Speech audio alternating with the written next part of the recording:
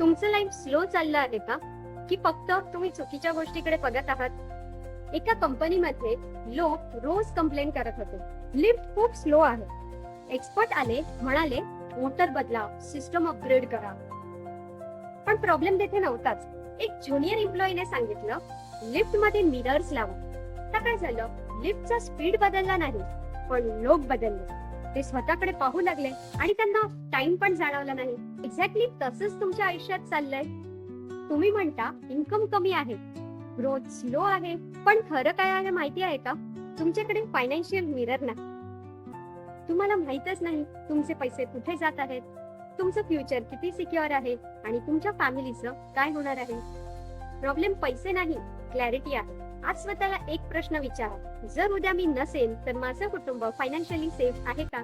जर answer clear नाही तर तुम्हाला फायनान्शियल मिररची गरज आहे. कमेंट करा मिरर आणि मी तुम्हाला तुमचं फायनान्शियल रियालिटी दाखवेन.